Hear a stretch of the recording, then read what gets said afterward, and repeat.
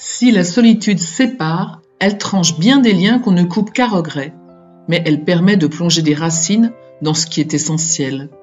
Eugène Delacroix. Peintre romantique du XIXe siècle, Eugène Delacroix est célèbre entre autres pour le tableau « La liberté guidant le peuple » que l'on peut admirer au Louvre.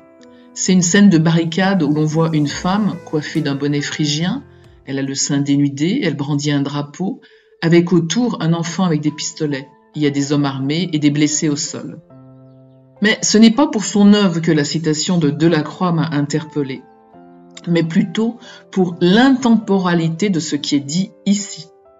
L'on parle de solitude assumée et de l'essence même de la vie.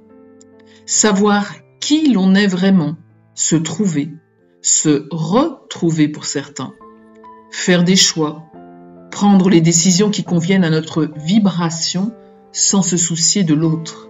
Alors attention, cela ne veut pas dire être égoïste, mais simplement se respecter.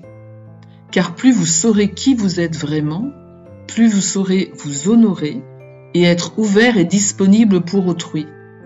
Et c'est un travail de toute une vie, et je sais de quoi je parle. Mais ceci ne va pas sans accueillir une certaine solitude. La liberté d'être qui l'on est vraiment nécessite de couper certains liens, certains schémas que l'on a mis en place dès notre enfance, guidés par nos parents, eux-mêmes inspirés par les leurs. Ils ont fait comme ils ont pu.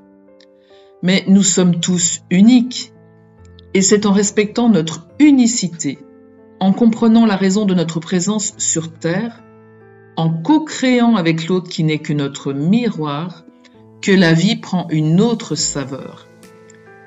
L'autre vient révéler les parts de nous qui nous dérangent, ou au contraire, pour lesquelles nous sommes fiers. Lorsque l'on a compris cela, on peut avancer confiant dans le respect de notre authenticité. Alors n'ayez pas peur de cette solitude assumée qui vous permettra de rentrer en lien avec vous-même et vous ouvrira les portes de votre liberté et de votre souveraineté.